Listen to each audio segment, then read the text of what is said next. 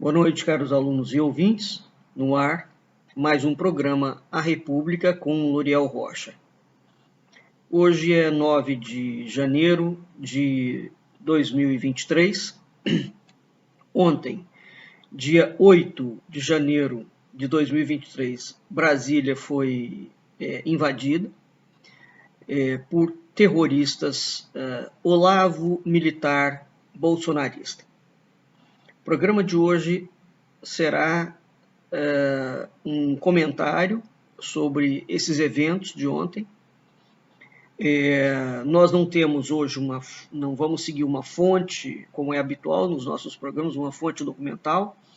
Eu quero fazer uma recolha de assuntos sobre os quais eu venho tratando e mostrando através de fontes de um problema gravíssimo que assola toda a história da República, que é a interferência contínua das Forças Armadas brasileiras, com especial destaque para o Exército, dentro da política nacional. Lembrando sempre a frase lapidar do historiador José Murilo de Carvalho, que o Exército é o maior poder desestabilizador da história da República. Bem, e isso é um fato. Ora, então eu começo a nossa aula de hoje, que é mais um comentário, falando sobre a mensagem simbólica claríssima, pelo menos para mim, que o movimento bolsonarista deixou em Brasília. As cenas que se viram, olha, a República Brasileira, eu mesmo sou um crítico absolutamente contundente da República Brasileira. E acho que ela tem que modificar mesmo. Ela tem que ser refeita. Porque isto que nós não temos, isso que nós temos, é república no nome. Mas nunca foi república no fato, no direito. Não é? Então, a República tem que cair. No sentido de que ela tem que cair por vias normais. Ela não tem que cair por vias de golpe de Estado. Né? Ela não tem que cair por via revolucionária. Porque, veja, são escalas distintas. Você tem revoluções, você tem guerras, você tem golpes de Estado. Isso são estruturas escalonadas de uma forma distinta. Então, uma coisa é a gente criticar a estrutura política do Brasil, mas é preciso entender os fatos históricos que levaram a estrutura política do Brasil a configurar-se como ela se configurou. Né? E desde 1822, quando houve a Declaração da Independência, que foi um golpe, não é? Os militares vêm agindo no sentido de colocar a eles, militares, no comando da nação. Ora, o poder político, por natureza, é um exercício da atividade civil, não é? O poder político não é o exercício de uma atividade militar. Não é o exercício de uma atividade policial, por natureza. Não é?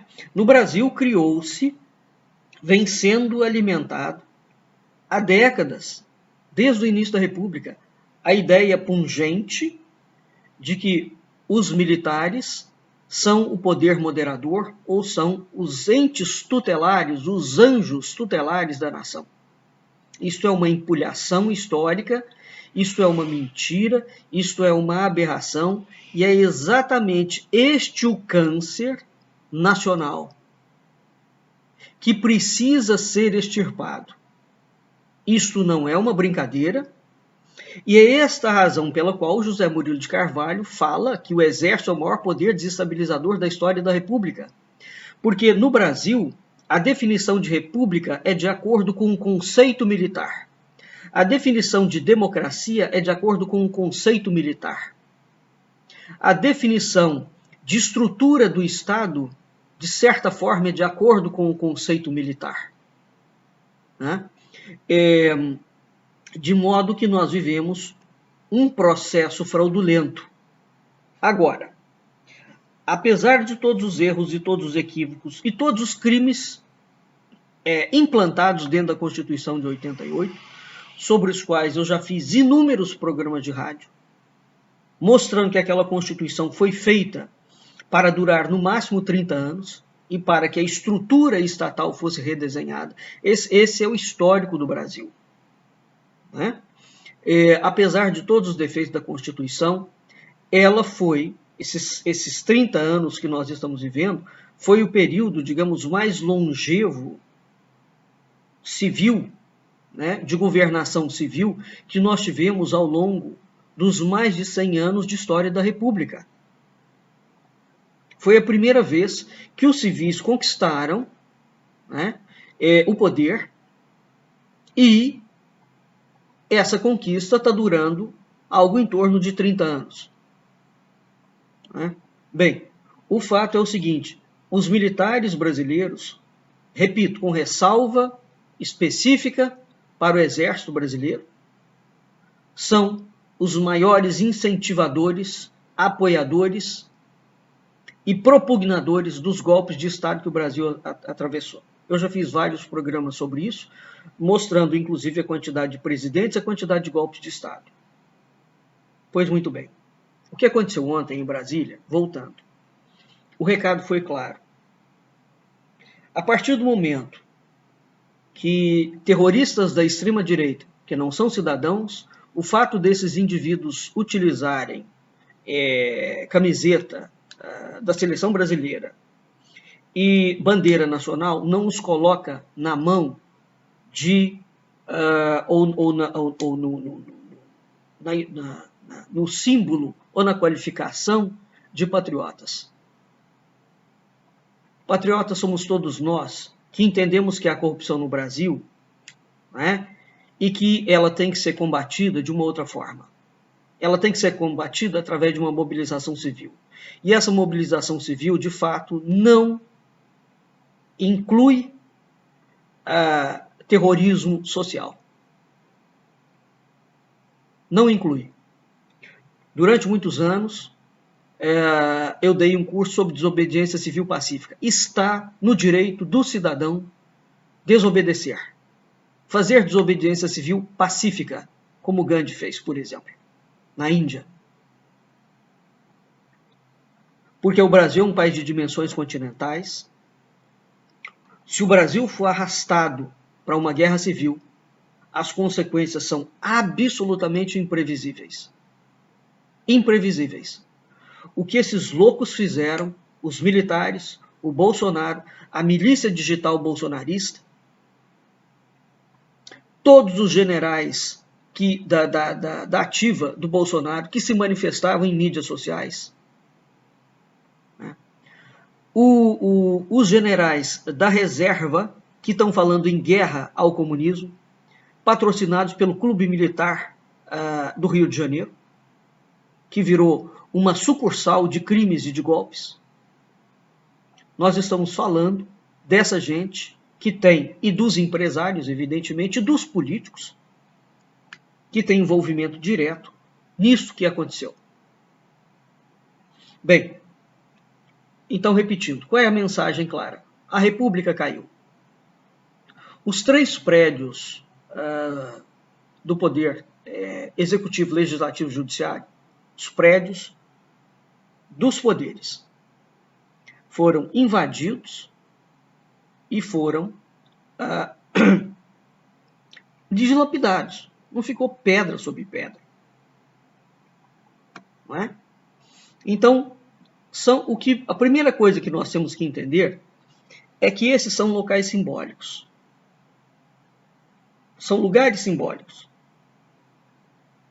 Então, os 3 lugares simbólicos isso é como a queda da Bastilha, por exemplo. Não é? Nos Estados Unidos, o Donald Trump foi louco, mas não foi louco o suficiente para mandar invadir a Casa Branca, mesmo que ele estava lá. Né? Nem para mandar invadir a Suprema Corte americana. Aqui a ordem foi para invadir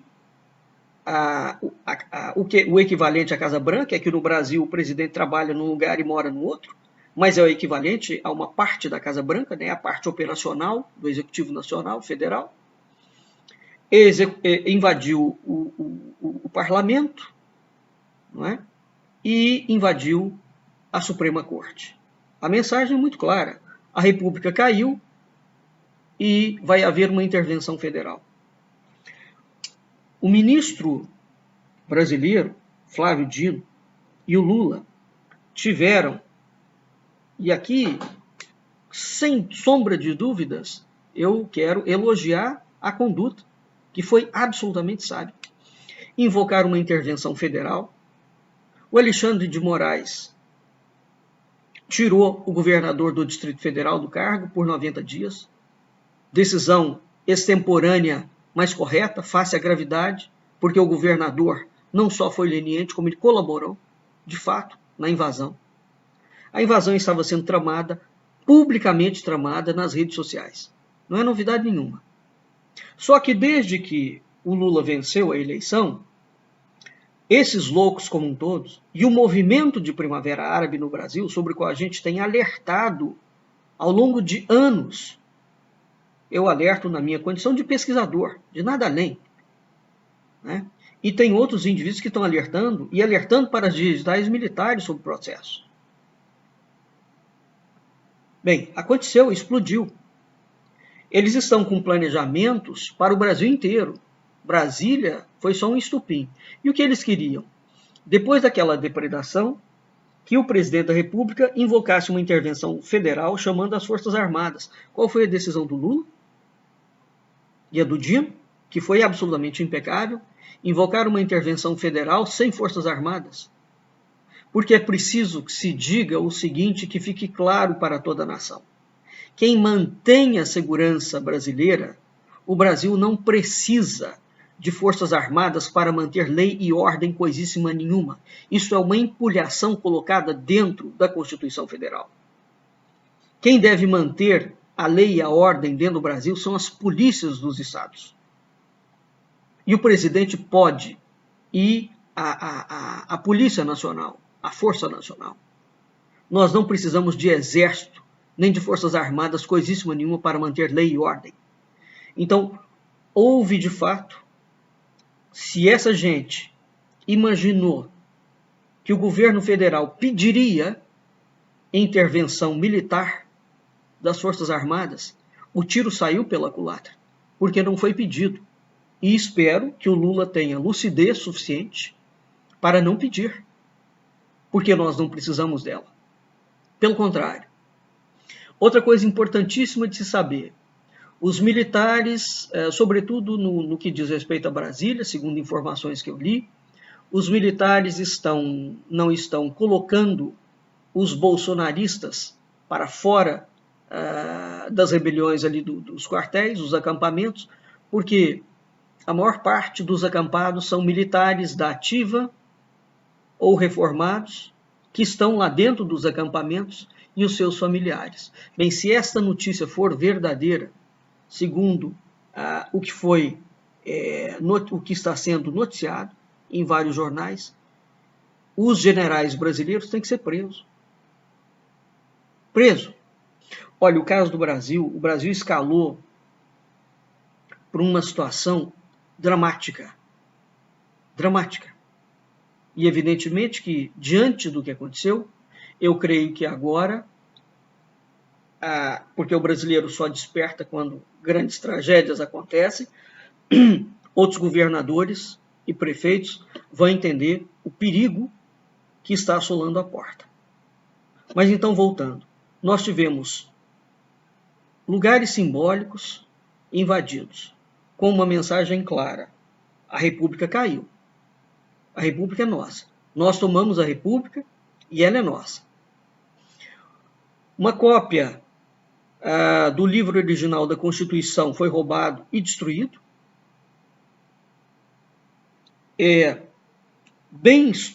Brasília é uma capital tombada. Foi tombada na gestão do então governador do Distrito Federal, José Aparecido de Oliveira. Né? Porque Brasília foi construída por Juscelino Kubitschek, eu já falei isso por diversas vezes também, e depois do golpe de 64, os generais que moraram em Brasília, Juscelino construiu Brasília, mas Brasília ficou inacabada. Juscelino não conseguiu terminar Brasília. Durante os 20 anos que aqueles incultos, apátridas, acéfalos, ocuparam parasitando Brasília, parasitando as instituições, eles não terminaram Brasília. Então, quando o Sarney assume, Brasília está em petição de miséria.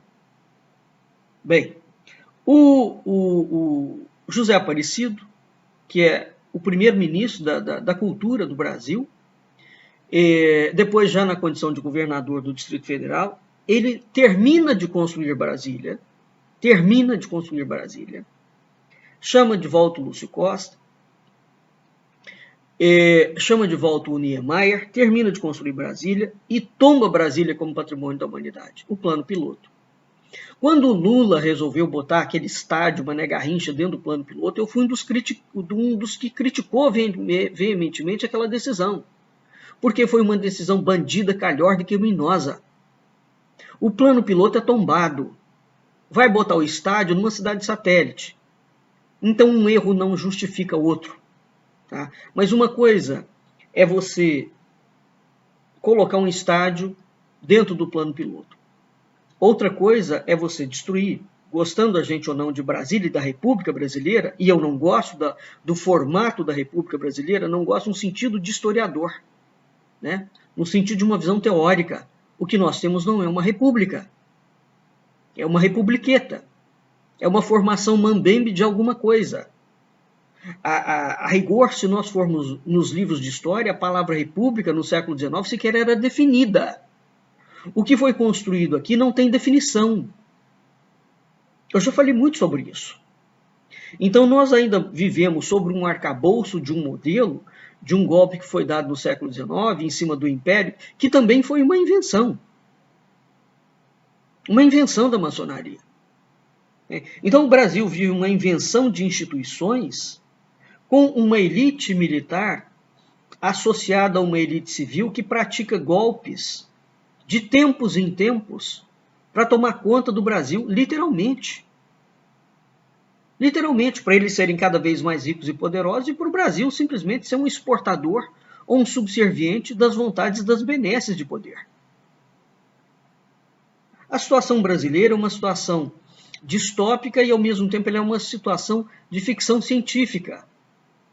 O Brasil, enquanto modelo político, eu já falei muito sobre isso.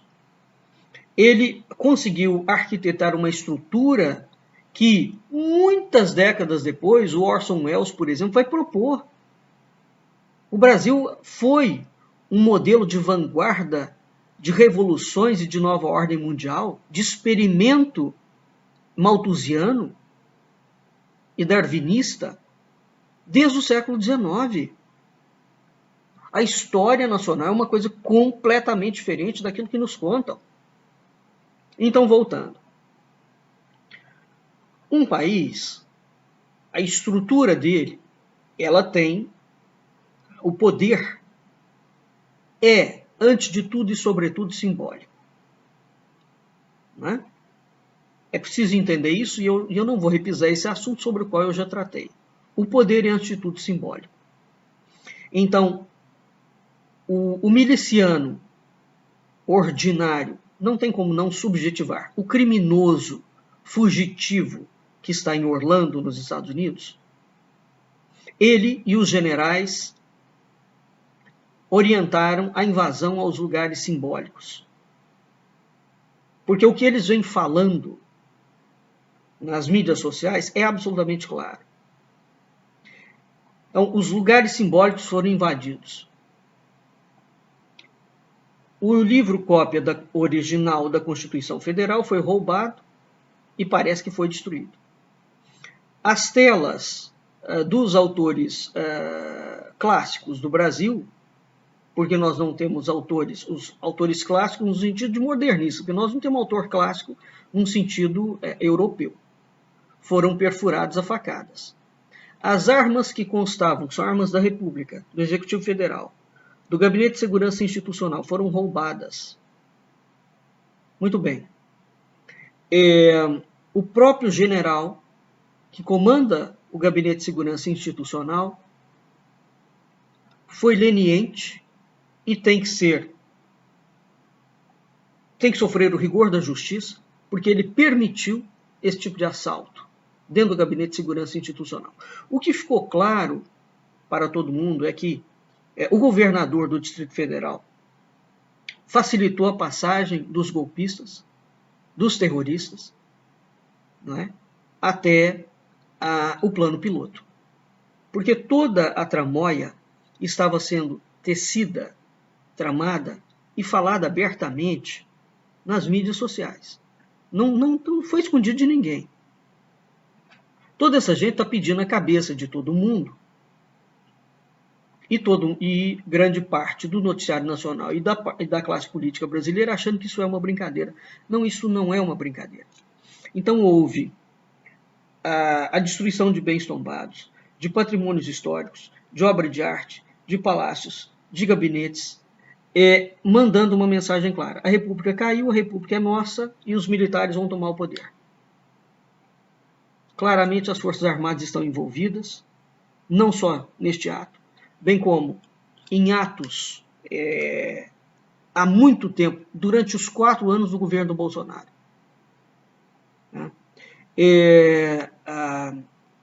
Nós temos, por exemplo, do Clube Militar do Rio de Janeiro, um general, Marco Aurélio Vieira, que foi ex-secretário especial de esporte do governo do miliciano. Ele afirma que o Brasil de hoje vive um dilema análogo ao pós-guerra de 1945. O que o Brasil vive semelhante? Qual é o cenário que o Brasil vive ao pós-guerra de 1945? Então, esse louco do clube militar, ele coloca que o Brasil tem que ter uma guerra ao comunismo, nos moldes como teve em 1945. Então, este tipo de gente está povoando o universo das mídias sociais. E eles falam isso de uma forma bastante desabrida. Eles não têm problema nenhum em falar isso de uma forma clara. A invasão de Brasília foi toda filmada pelos terroristas oligofrênicos. Eles mostram a cara, eles estão convictos de que não haverá punição nenhuma. Não é? Então, o que aconteceu em Brasília tem autores e tem culpados. As Forças Armadas, até agora, a imprensa nacional, a elite política, está tirando as Forças Armadas, evidentemente que é o quadro inteiro. Não é o quadro inteiro. Mas são membros da ativa e da reserva envolvidos em golpes de Estado, em incitação à destruição da democracia. A democracia brasileira é horrorosa? É horrorosa. Mas ela é melhor do que uma ditadura?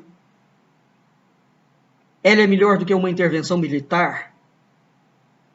Tem que lutar para aprimorar os mecanismos institucionais? É óbvio que tem. E tudo o que esses bandidos bolsonaristas não fizeram, essa gente egressa dos movimentos onde eles parasitaram a indignação social brasileira, que começou de uma forma pacífica e que, se tivesse tido lideranças com pé e cabeça, teria se transformado num poder popular muito forte, mas num poder democrático e num poder de paz. Não é concebível que em pleno século XXI a gente esteja falando que é preciso cuidar da pobreza, cuidar da miséria, cuidar da fome, dar instrução social, ser gente mais ética, ser gente mais proba. O Brasil entrou num buraco social absurdo. Então, há culpados no esquema? Sim, ele existe. Você tem uma central de comando, eu já expliquei muito bem como funciona isso.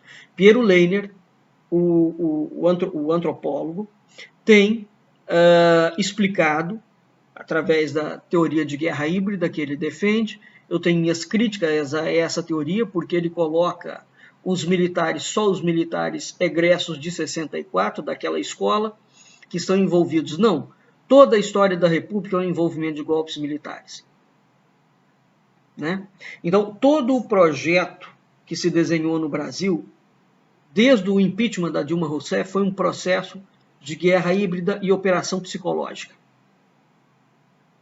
Isso são os termos técnicos.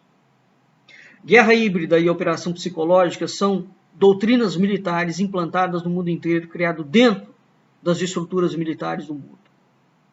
E são exatamente essas duas estruturas, ou essas duas teorias, que estão mobilizando as chamadas primaveras árabes, ou a movimentação da extrema-direita no mundo inteiro, para mudar o sistema político. E uma vez que você muda o sistema político, você muda inevitavelmente o sistema econômico. Esse é o ponto. Então existe uma elite mundial empenhada em mudar. Eles não podem fazer o que foi feito com a Revolução Francesa, mas eles não podem mais degolar os monarcas da Europa. Porque hoje você tem monarquias, mas os reis não mandam. Você tem um parlamento que manda. Então eles estão, mas o projeto de reformulação de uma nova governança mundial está em franca atividade. E nesse momento, por incrível que pareça, nós temos sim dois modelos diferentes de governança. Nós temos um modelo de extrema-direita proposto pelo clube de Bilderberg, pelos Rothschild, né, pela City de Londres, pela chamada, por aquilo que sustenta e financia a extrema-direita, que é de cunho nazi-fascista, e nós temos um outro modelo, de um bloco russo-chinês, que não é a configuração daquela esquerda tradicional que foi a esquerda que operou no século XIX e no século XX. É um outro modelo. Nós temos dois modelos, sim, sem dúvida. E o Brasil terá que optar. O Lula, quando assumiu, está tentando caminhar entre os dois dragões. Isso foi o que sinalizou no seu discurso de posse. Não será possível uma coisa dessa. Né? Então, o Brasil tem que ter um alinhamento. Se o Brasil vai conseguir uma posição neutra, e o Brasil sempre conseguiu diplomaticamente uma posição neutra, entre um lado e outro. Essa posição é, em parte, saudável, porque ela evitou que o Brasil fosse jogado dentro de guerras e que o Brasil fosse estraçalhado por dentro. Agora, o Brasil vem sendo estraçalhado por dentro através de forças internas. E as digitais dos militares, então é preciso estudar a história militar brasileira para entender como eles funcionam como o maior poder desestabilizador político da história da República. Um outro ponto que eu quero, então, os militares brasileiros, a milícia digital bolsonarista, mantida dentro do Palácio do Planalto, a Joyce Hasselman, com todas as críticas que se possa fazer para ela, naquela CPI das fake news, mostrou essa milícia funcionando em tempo real. Em tempo real.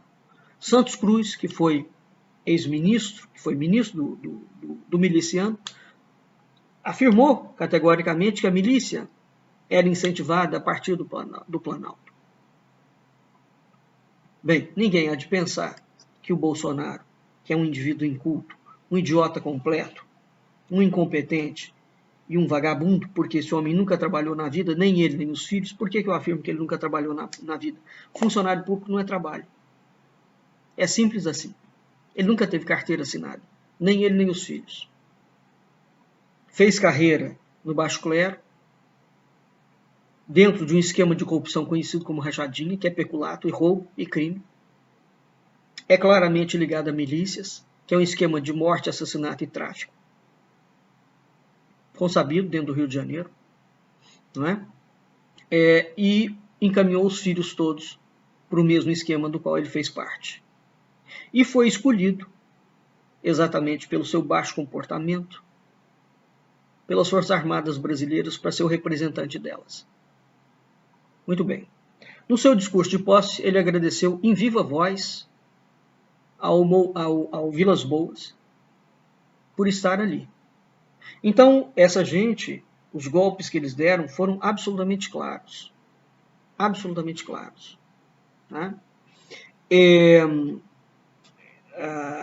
O Vicente Daniel, da França Televisões, publicou em 2019 um artigo na França, que veiculou na rádio francesa, na França Informação, um artigo cujo título é traduzido, mais ou menos, é um projeto fascista, o que contém o programa de Jair Bolsonaro, o novo presidente do Brasil. E aí ele vai analisar aquele programa. Né? E ele coloca algumas considerações interessantes. Os eleitores votaram não em ideias, eles votaram em uma pessoa. Eles não votaram em um programa específico. Esse homem foi eleito sem programa, sem ideia, mas por meio de um símbolo,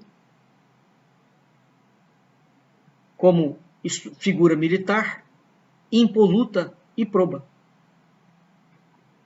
Né? Então, evidentemente que ele foi eleito prometendo facilitar o acesso a armas de fogo. Fez isso. O resultado é que ele armou milícias e bandidos no Brasil inteiro. Uma coisa, por exemplo, nos Estados Unidos, os cidadãos americanos têm acesso a armas de fogo para defender as suas propriedades. Isso é correto e eu sou de acordo. Outra coisa é fazer o que o miliciano fez. Ele fez por decreto o acesso a armas de fogo, ele não criou uma lei, porque uma coisa é você ter uma arma de fogo para defender a sua propriedade. Se alguém invadiu, você atira. Pronto. Outra coisa é, através de um decreto, a pessoa ter arma de fogo e ela poder andar armada pela cidade, matando todo mundo que ela vê. São coisas completamente distintas. Foi isso que ele fez. Ele facilitou o acesso a armas de fogo através de decreto. Ele não criou nenhuma lei. Primeiro ponto. Segundo ponto, ele não colocou uma lei para o porte de arma de fogo fora da sua residência particular, que é isso que interessa. É para defender a propriedade privada ou é para sair matando? Não, ele liberou o acesso à arma de fogo para criar uma milícia civil, para fazer a Primavera Árabe. Ele facilitou projetos industriais na Amazônia, grilagem, tudo quanto é a boiada tem que passar, no Ricardo Salles. E ele veio com o discurso do pós-Guerra Fria de limpar o país dos marginais vermelhos, dos comunistas. Todo mundo é enquadrado como comunista segundo a doutrina de segurança nacional. Ele fez exatamente isso. E ele falou, numa das raras vezes em que ele falou a verdade, que o projeto era de destruir o Brasil, literalmente, e voltar o país para a década de 1940. Mas o que tinha o Brasil na década de 40? O Vargas era o ditador. Eles odeiam o Vargas. O Vargas tinha um projeto de nacionalização do Brasil. Todo projeto que eles construíram é de desnacionalização do Brasil. Né? Então, neste artigo, lançado em 2019, em 2018, na França, tá? Claramente está determinado que o regime que estava sendo postulado não é democrático, é um regime repressivo, sem contrapoder, é um projeto fascista. Não há outra palavra. Então, os Repórteres Sem Fronteiras alertaram para essa ameaça à democracia. O jornal Le Monde sintetiza a questão de uma forma simples. Está aqui, pura e simplesmente, a sobrevivência de um regime democrático em um continente onde sua fragilidade é histórica. É claro que a fragilidade da democracia no continente sul-americano é histórica, em grande medida promovida pelas elites europeias e americanas.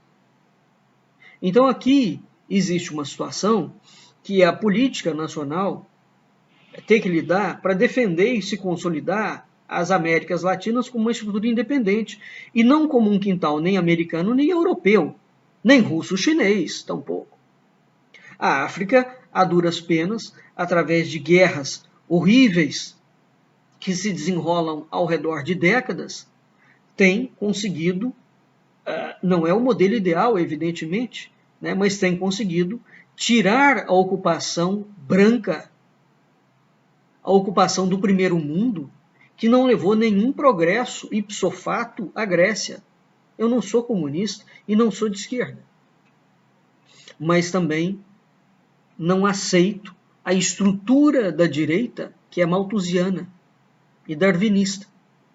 Essa estrutura da direita postula o seguinte, basicamente, o rico tem todos os direitos e o único direito que o pobre tem é de servir ao rico. Isso é o básico da direita liberal. Tá? É o mandamento dela.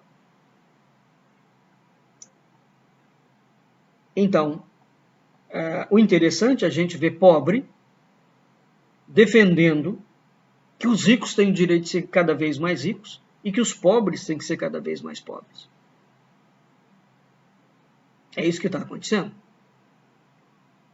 Né? Então, evidentemente, quando nós vamos estudar história, a história ela tem uma coisa, é a minha preferência pessoal. Outra coisa são os documentos e os fatos históricos. A gente tem que ter um distanciamento e tem que ter uma lisura. Não é? Bem, o que acontece no Brasil, então, uma outra coisa que mais alguns itens que eu quero falar. Então, o projeto nazi-fascista do Bolsonaro, ele nunca foi escondido. E a Europa viu isso e os Estados Unidos viram. Então, o que está acontecendo agora vem sendo estimulado e gestado concretamente desde 2016, quando a Dilma foi deposta pelo Michel Temer e pelo Bolsonaro. Então você tem digitais militares, você tem digitais políticas, você tem digitais empresariais e você tem digitais civis. Lideranças civis que configuram, estão listados como fazendo parte da milícia digital. Isso não é uma brincadeira e não é uma ofensa, é um fato. O funcionamento dessa estrutura de guerra híbrida, ela já foi desenhada e ela está mostrada no mundo inteiro. Há estudos imensos sobre isso. Imenso. Eu já fiz programas sobre isso. Né? Quem tiver dúvidas, procure na internet ou aqui neste canal, no canal do IMUB, os inúmeros vídeos que eu já deixei sobre essa temática. Uma outra coisa que eu quero colocar é o seguinte: nós estamos assistindo a técnica que nós vimos, que foi aplicada. O povo é usado dentro do processo de guerra híbrida.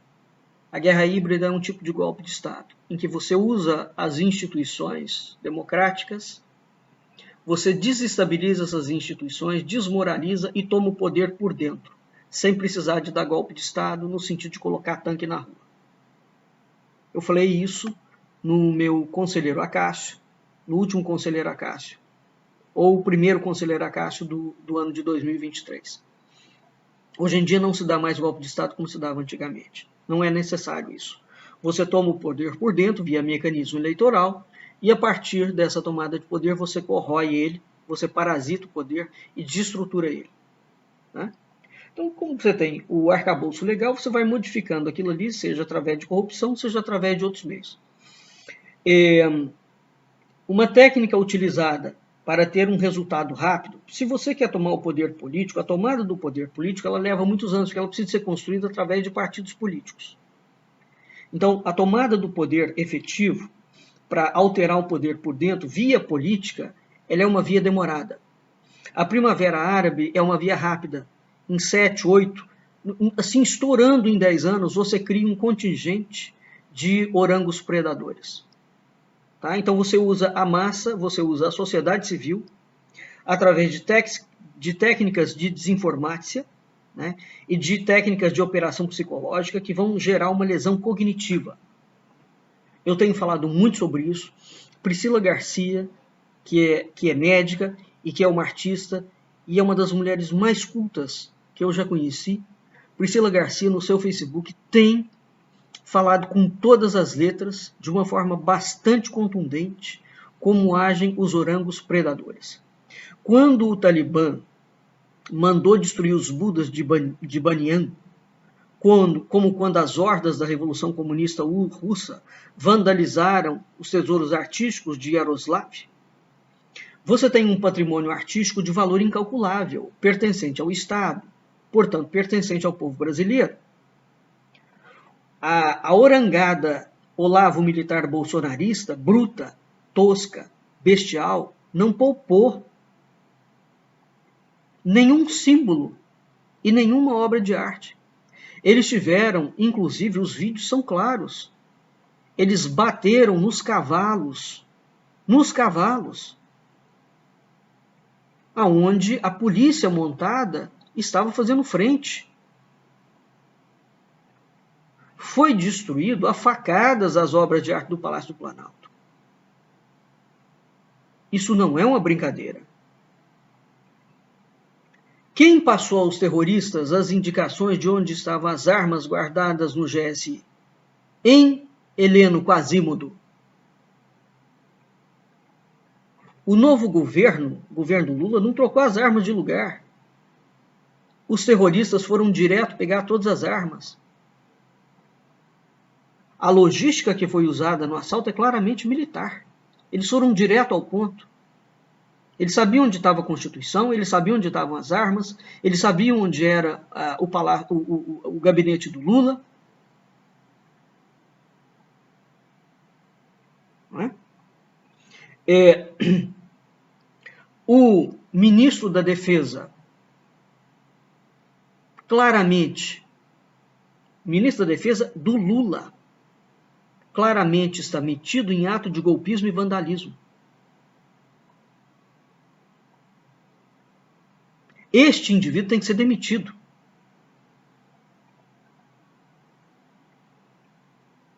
Né? Nós vimos capitão de mar e guerra, reformado da Marinha, Vilmar José Fortunato, estava nos atos terroristas. Esse homem é lotado como assessor do Ministério da Defesa.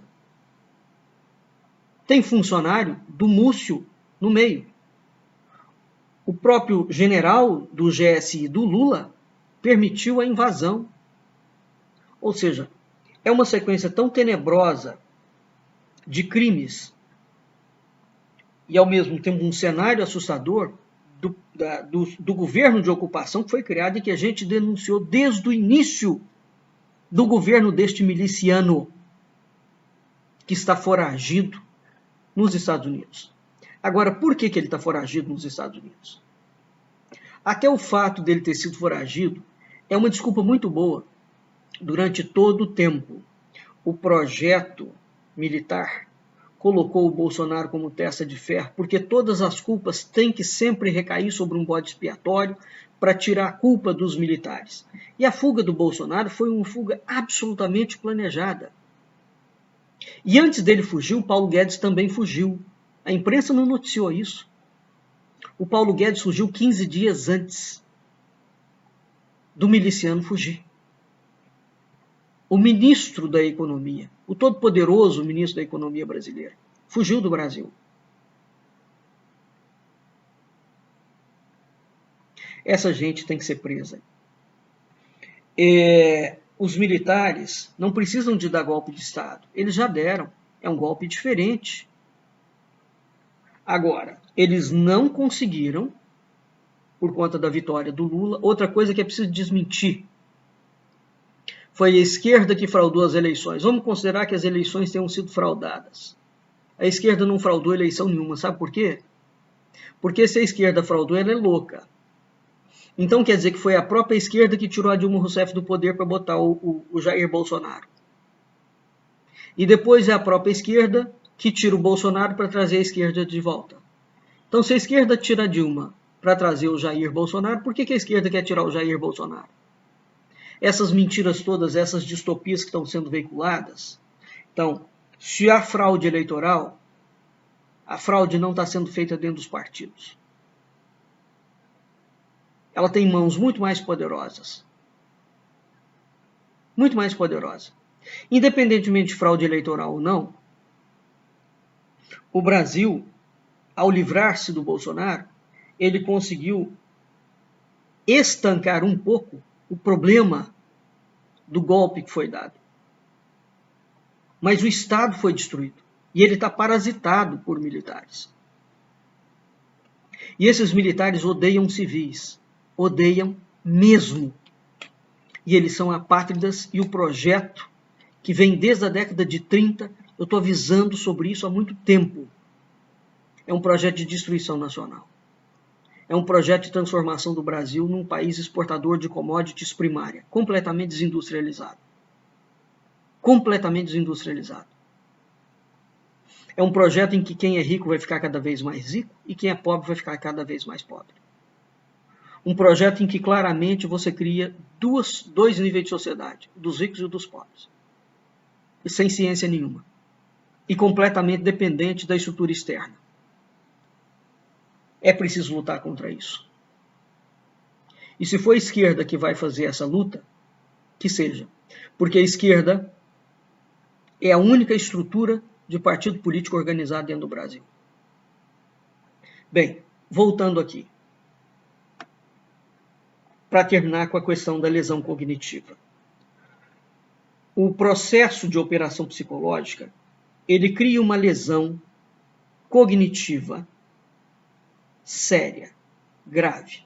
Quando nós vemos, eu tenho conversado isso com amigos, quando nós vemos os vídeos públicos que o militar Olavo Bolsonaro tem colocado nas redes sociais e o comportamento de bárbaro e de vândalos imundos dessa gente, a situação é calamitosa, é estupefaciente. Né? É assustador ver o descaso, a incúria, o desmazelo, a porcaria, a sujeira, a loucura que essa gente foi metida. Tá certo? Nós estamos, Bolsonaro perdeu o poder, mas o Brasil herdou um problema de saúde pública. Nós temos não sei quantos, essa contabilidade não foi feita, mas ela é um fato. Nós temos não sei quantos milhões de indivíduos que foram lesados pela operação de guerra psicológica. E essa gente, a lesão, ela obedece a comandos e a códigos. Se o governo brasileiro não tomar pé e não tratar de, na reestruturação do Estado brasileiro, criar parâmetros, critérios e diretrizes de saúde pública para cuidar deste problema, a emenda vai ficar pior do que o soneto. Né? O negócio é muito sério. Então, uma coisa é um golpe de Estado, feito por uma elite, essa elite usa os civis como ponta de lança. Esses civis que foram utilizados aqui no Brasil, eles foram utilizados e lesionados cognitivamente. Estou dizendo que são todos? Não. Mas a grande maioria. A grande maioria. Sobre uma premissa falsa de um suposto comunismo. Bom, define a base do comunismo que está sendo implementado aqui. Vamos conversar sobre teoria. Então, se houvesse alguma seriedade mínima no processo, essa discussão tinha que estar sendo feita dentro do parlamento. Quando você vai aprovar uma lei, você extirpa a teoria comunista ali implementada. Se tivesse sendo reforçada uma militância civil forte, e todos esses bolsonaristas eleitos para cargos nunca quiseram reforçar uma militância civil. Eles querem tornar a população uma horda de vândalos destruidora, como tornaram. Eles não têm intenção nenhuma de instrução. Eu mesmo falei isso para vários deles, que hoje são deputados federais. Vários, porque toda essa gente me procurava há muitos anos atrás. Eu conversei com todos eles. Nenhum deles teve intenção nenhuma de criar uma militância civil apartidária. Era o que precisa ser feito. É o que precisa ser feito. O problema político brasileiro não se resolverá somente dentro dos quadros políticos. É preciso utilizar outros meios democráticos, sociais, culturais, que não fazem parte dos quadros institucionais. Não há construção democrática possível sem a participação da sociedade, de outras vias sociais. E, evidentemente, que essa participação não pode passar pelo estímulo à violência e à guerra. A desobediência civil pacífica é um direito, desde que ela seja estruturada e tenha propostas.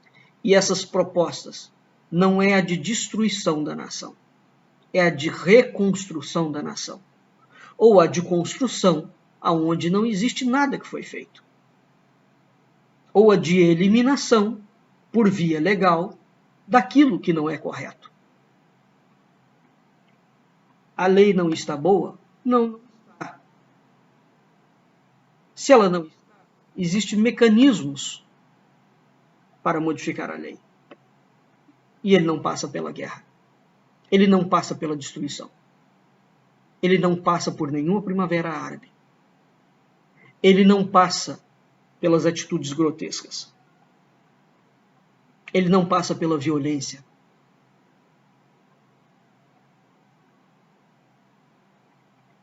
O facínora miliciano e os militares milicianos facínoras e apátridas encarnavam e continuam encarnando aquilo que de pior existe e sempre existiu na história política nacional. São eles os verdadeiros culpados, farsescos, porque se denunciam, se travestem, se fantasiam de gente ética, mas, na verdade, a condição de golpe dessa gente é claramente disfuncional.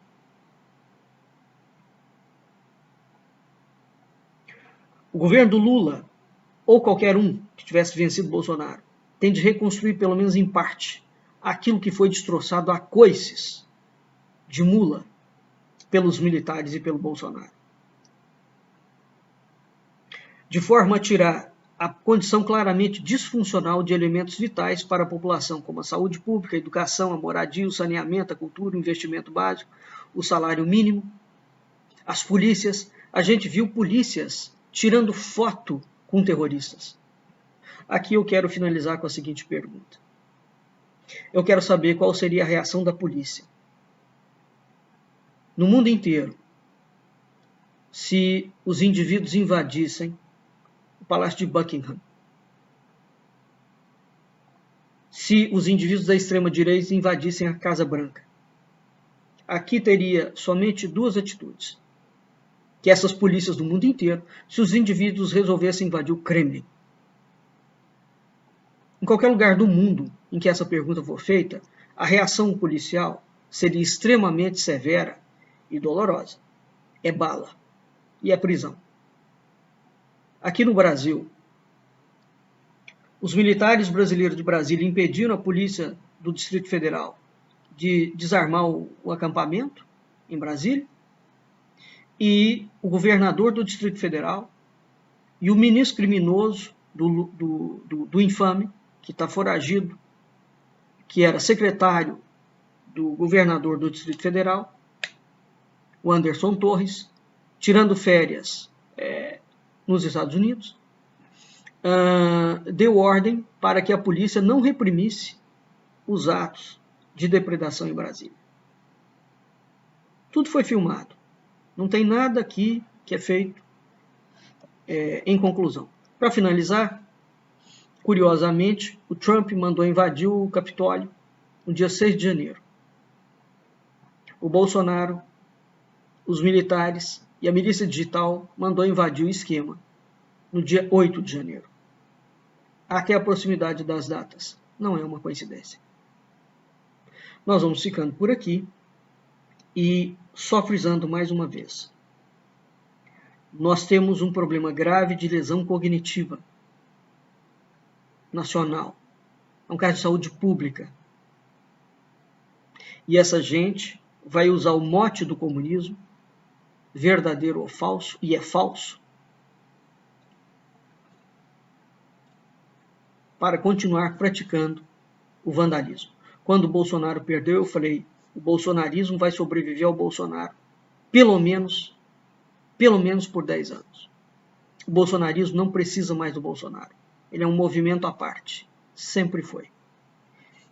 E não há comparação possível entre o bolsonarismo e o petismo. Os desavergonhados que ousarem comparar os atos da esquerda, que apontem quando foi que a esquerda invadiu Brasília e destruiu os 3 edifícios da República. Em que momento da história isso foi feito? Nunca. Em que momento da história nós vimos gente da esquerda batendo nas pessoas e promovendo todos os atos de terrorismo que nós estamos vendo acontecer no Brasil? E as autoridades fazendo conta de que não está acontecendo nada no Reino da Dinamarca e que é só uma manifestação pacífica e democrática contra a revolta da eleição do Lula. Não se trata disso. Nós estamos fomos mergulhados numa guerra de primavera árabe. Nós estamos dentro de uma guerra de primavera árabe. E eu vou repetir mais uma vez. Nós estamos dentro de uma guerra de primavera árabe. Não vai ser fácil lidar com esse cenário. Vamos ficando por aqui e até o nosso próximo programa.